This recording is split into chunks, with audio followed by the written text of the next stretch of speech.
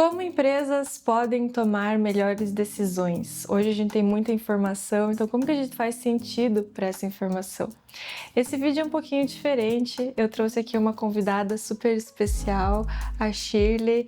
Shirley, ela é doutora em estratégia de marketing, ela é coordenadora de pesquisa qualitativa na Brain, uma empresa que faz pesquisa de mercado e tem muito foco no setor imobiliário. E a gente vai conversar um pouco sobre esse tema de como tomar melhores decisões. Então, Shirley, obrigada pela sua participação aqui hoje. Eu agradeço o convite de vir aqui conversar com você, né? Sobre um tema tão bacana, né? Tão importante para tantas pessoas. Então, vamos lá. Isso mesmo. Então eu queria começar abordando essa perspectiva que eu e você, a gente tem esse lado acadêmico, a gente também gosta de ver essas pesquisas e tudo isso sendo aplicado na prática. Como que você vê a ciência e as pesquisas, a inteligência a favor do mercado? Como que isso pode ser usado para as empresas tomarem melhores decisões? Então, né, a gente infelizmente vê uma separação, né, entre academia e mercado.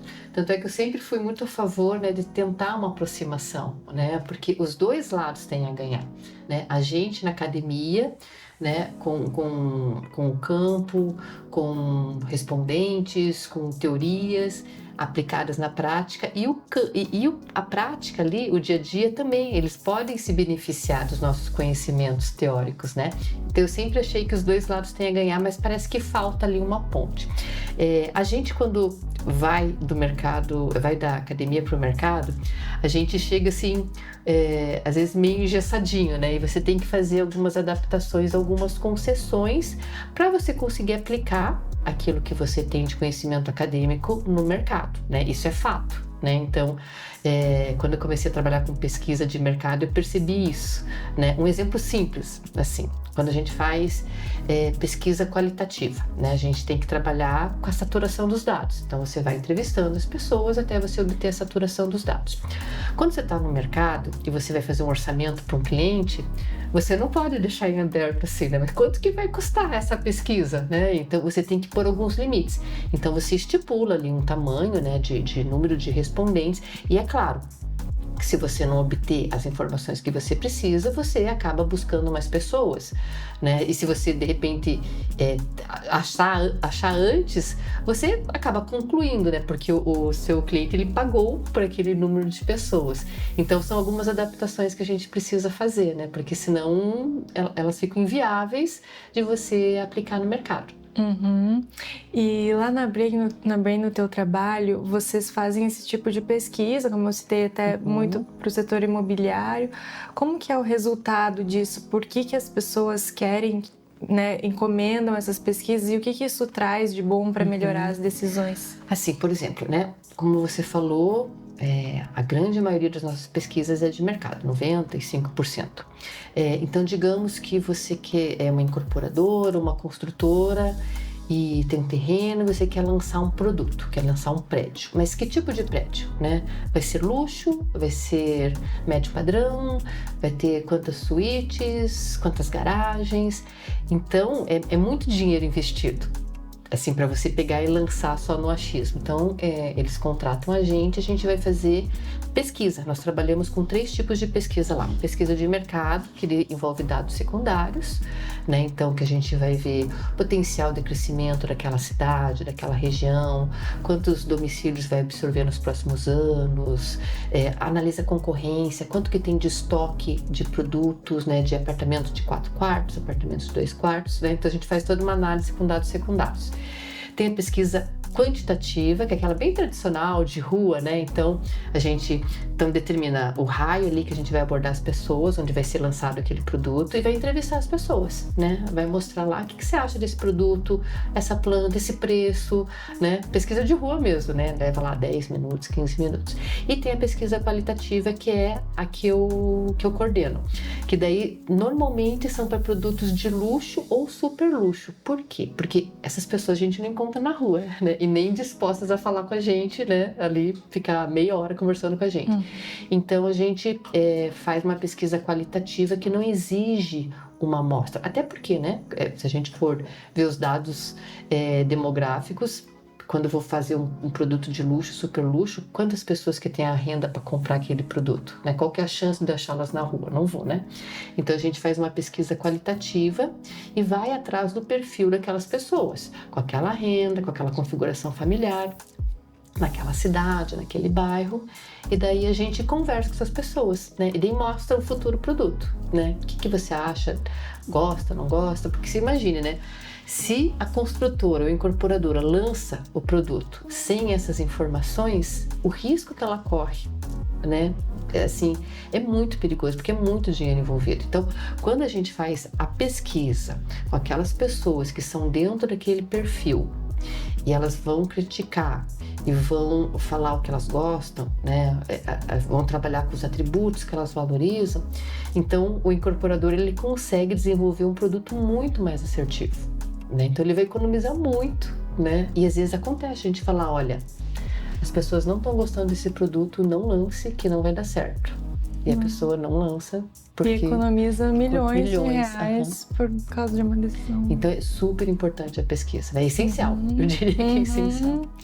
E assim, hoje a gente tem, né, inteligência artificial, muita coisa, assim, mas ainda a pesquisa tem um papel relevante. Como que você acha isso no futuro, assim? Será que daqui a pouco a gente vai ter relatórios de IA e talvez não precise de tanta pesquisa, ou a gente sempre vai ter a relevância da pesquisa? A gente, lá na Brain, a gente sempre está discutindo sobre o uso de IA, a gente já usa IA, mas assim, não para fazer os relatórios, né? Mas a gente usa para auxiliar na construção desse relatório, porque assim, sempre precisa da visão de um analista humano, né? Porque ainda tem muitos erros, porque ela ainda, a gente brinca, né? Pode alucinar, né? Então a gente a usa como ferramenta, né? E o que ela é uma ferramenta, mas não dá para você pegar e fazer um relatório, né? Faça um relatório para mim, né? Com IA completo. Não dá, isso é impossível ainda, mas sim ajuda.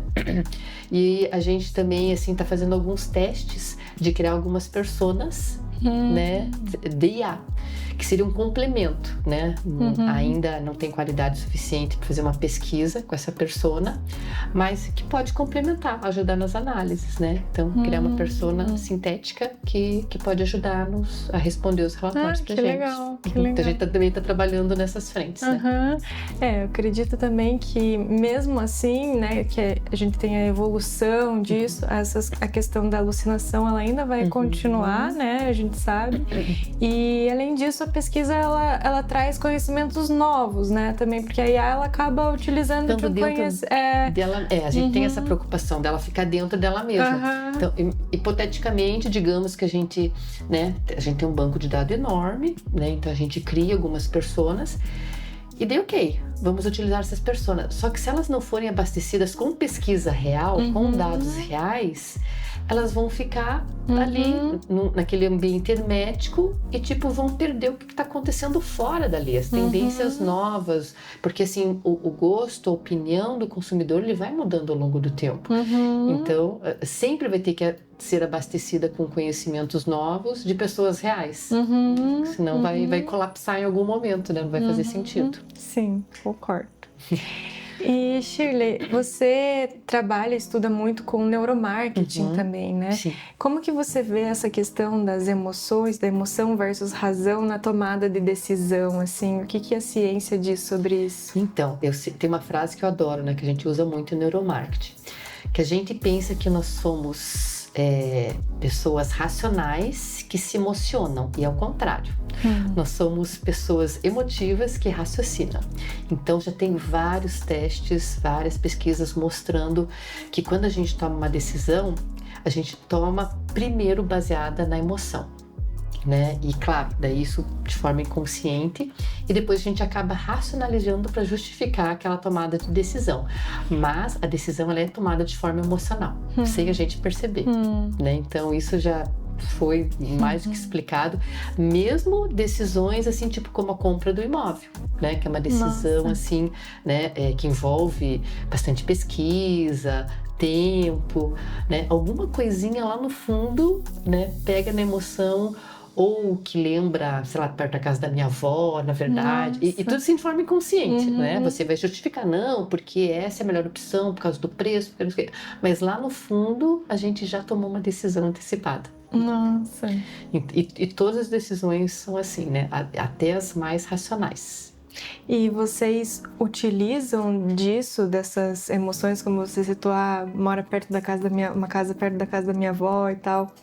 No processo de comercialização de imóveis, vocês de alguma forma incorporam isso? Ainda a gente não está trabalhando com neuromarketing, né? Alguns clientes já estão, né? Mas ainda não vinculados ali ao nosso trabalho na Brain, né? Mas em paralelo, né? A gente faz pesquisas, né? Em outros setores, tá?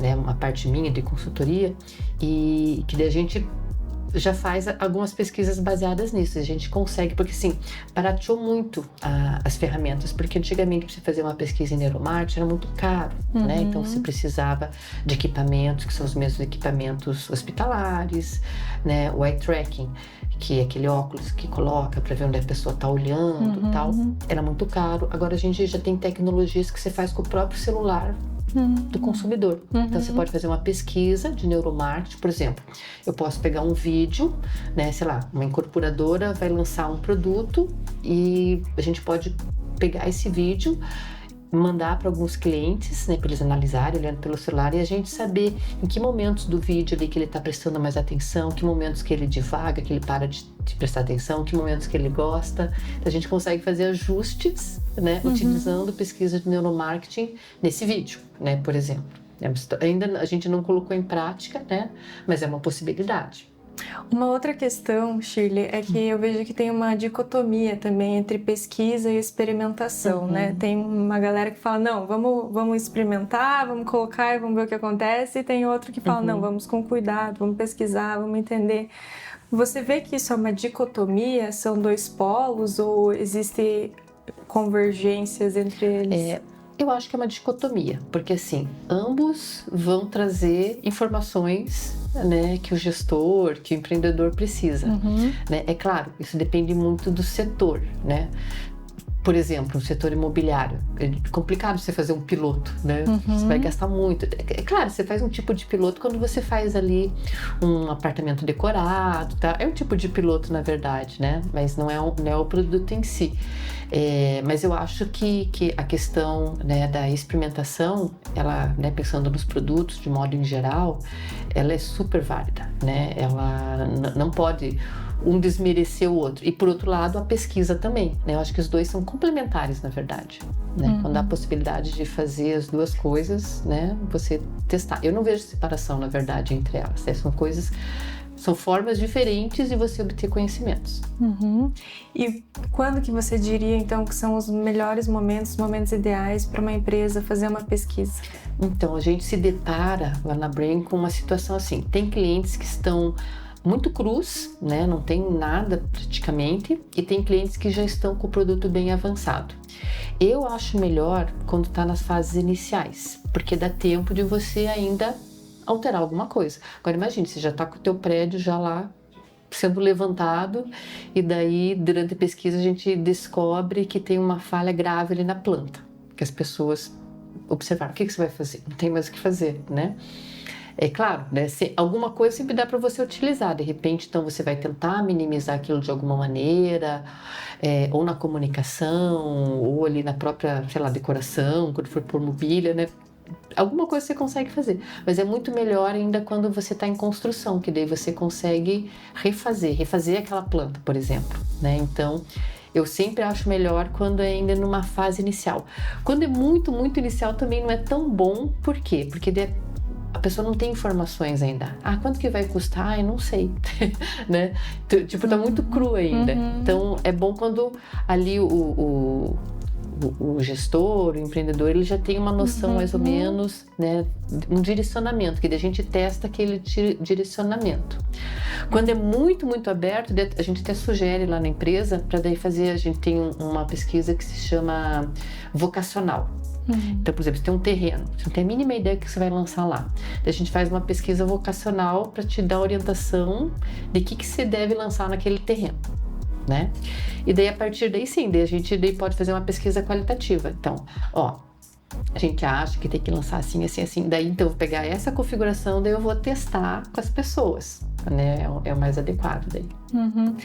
Isso até é muito similar, realmente, com a lógica da pesquisa acadêmica, né? A gente sempre busca uma teoria, um referencial teórico para identificar o que já existe e daí fazer a parte da pesquisa. Ou seja, se não existem...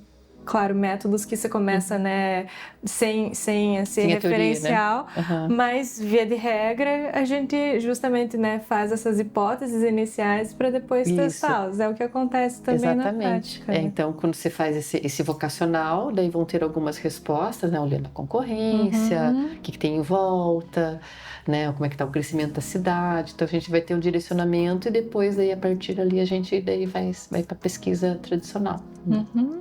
E uma outra questão é, por que você acha que as empresas ainda tomam tantas decisões erradas? Quais são as armadilhas, os vieses que elas acabam encontrando? E sendo que, né, elas poderiam fazer, às vezes, pesquisas, às vezes investigar, mas ainda assim elas tomam muitas decisões erradas. Por quê? A gente vê um pouco de tudo, né? Eu já vi alguns gestores que achavam que tinham muito conhecimento de mercado, né? Ah, não, porque eu entendo tudo de mercado, eu não preciso de pesquisa, né? Até eu sempre lembro de um caso bem interessante que eu trabalhei no Boticário há alguns anos, né?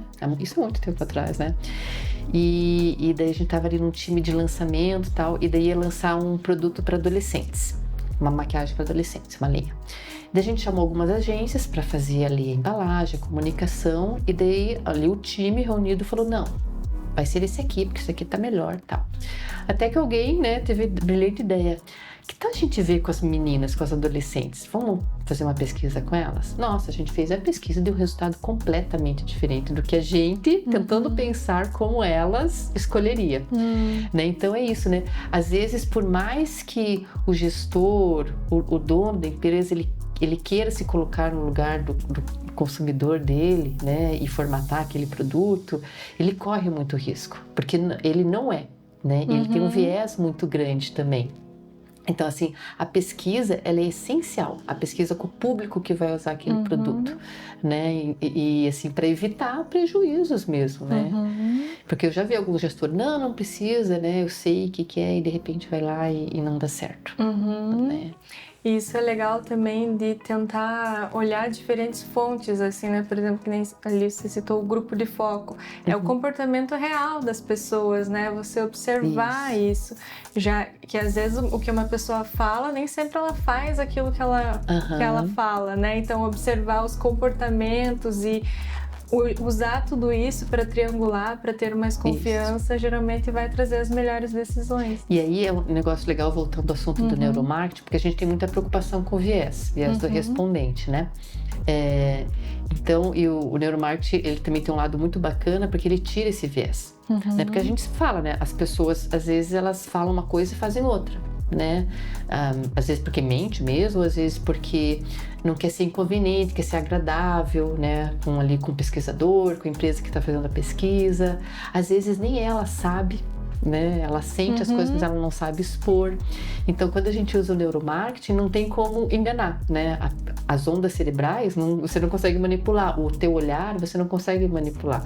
Então, assim, eu vejo as pesquisas em neuromarketing, assim, um futuro, assim, brilhante, sabe? Pra gente, né?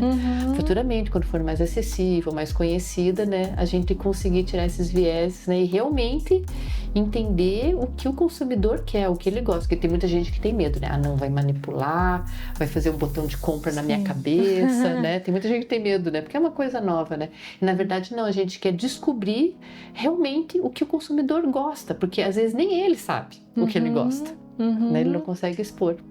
E, inclusive, nessa ideia, né, de que às vezes as pessoas não sabem o que elas gostam, a inovação, você acha que a inovação pode ser barrada nisso? Por exemplo, quando, né, a gente sabe que o Steve Jobs foi o cara que pegou o computador e falou, não, vamos fazer um computador de uso pessoal. Mas as pessoas, hoje todo mundo usa isso, né? A gente não consegue ver a nossa vida sem um computador. Mas naquela época, se você perguntasse para alguém assim, né, Você quer um computador? A pessoa nunca viu aquilo, ela Como é que não ela ia ia saber.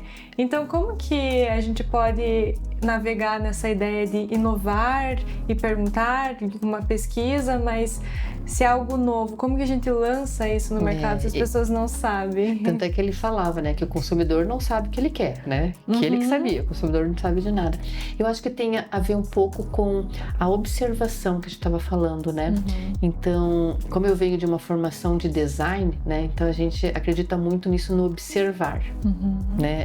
Tem vários casos super interessantes de design, né?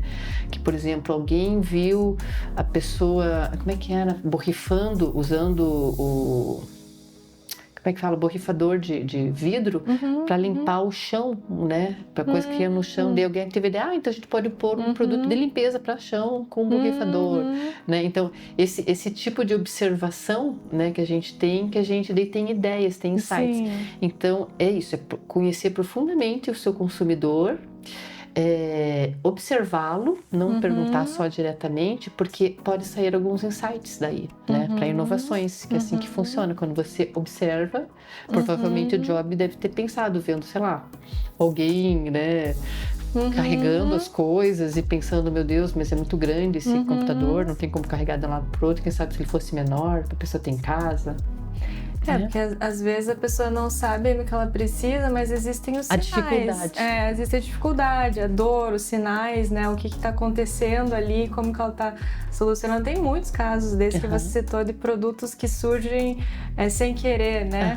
Eu vi o chazinho, né, de saquinho.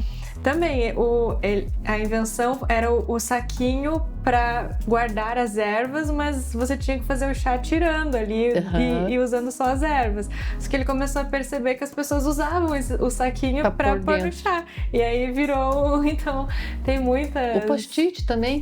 Também. Que também era para ser uma cola forte, daí era uma cola muito ruim. E daí alguém teve a ideia, mas é bom ter uma cola ruim que você pode colar e descolar várias vezes, né? Não cola ali para sempre. Então, essa observação é muito importante, né? Então, você conhecer seu consumidor observando. E daí podem ser muitos insights, né? Para inovação. Então, é algo interessante, né? De você pensar, né? Eu vejo que essa questão de observar o consumidor e associar isso aos movimentos do mercado e tudo é básico, é o feijão com arroz do marketing, mas ainda assim tem gente que peca, né? Porque acha que as suas próprias convicções são verdades, né? E tem que ser feito aquilo. E como você falou, às vezes, porque eu gosto, por exemplo, de um hambúrguer vegano de cogumelo, aí eu acho que todo mundo pode gostar, né? Então, realmente, a gente tem que parar com isso e ter essa ideia de que a gente não sabe nada. Quem sabe são as pessoas, e não é uma pessoa, né? É um conjunto. E colocar isso no mercado, observar, perguntar sim, para ter os insights iniciais, mas nunca parar esse movimento de experimentação e essa iteração, né? E é uma combinação da experimentação, colocar, perguntar, pesquisar, aprimorar e fazendo esses ciclos contínuos. Isso mesmo. Até você falando disso, lembrei, né? Às vezes a empresa, ela encasqueta que quer reformular a logomarca ou a embalagem. Daí vai lá, faz uma mudança radical, o consumidor fica bravo, porque, tipo, não reconhece, ele gostava do jeito que era. Alguém perguntou para ele se queria que mudasse, né? O caso emblemático da Coca-Cola, né, que todo mundo conhece, né? Que tiveram que voltar atrás, né? Então, assim, às vezes, vamos reformular a logo. Tá, mas precisa? Ou é você que está enjoado dela? Sabe que, de repente, vai perder até uma tradição, até uma ligação que tinha, porque você mudou completamente uma logo, sei lá, de 50 anos na empresa. Né? Ou vai fazendo mudanças, as empresas ligadas nisso, elas vão fazendo mudanças graduais, assim, bem sutis, né? A Garoto, por exemplo. A Garoto, ela foi, se você pegar, sei lá, a logo de 50 anos atrás, agora é bem diferente.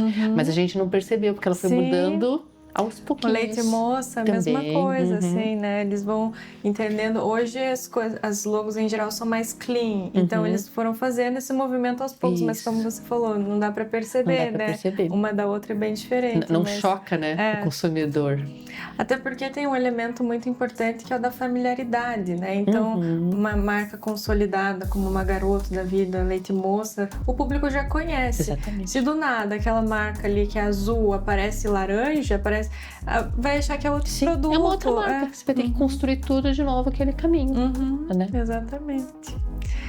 Então tá bom, Shirley, muito obrigada pela presença, aprendi muito, espero que quem está assistindo tenha aprendido também. Sigam fazendo pesquisas, experimentando, entendendo os movimentos do mercado. Isso é o que dá a gente insumos para tomar melhores decisões, com menos riscos, mais certeza. Claro, a gente não tem certeza de nada hoje em dia, tudo muda, mas pelo menos um pouco de insumos para a gente tomar as melhores decisões. E sigam o canal também para conferir quando os próximos vídeos estiverem. Se você gosta de ciência, se você gosta de pesquisa, a gente fala muito disso por aqui.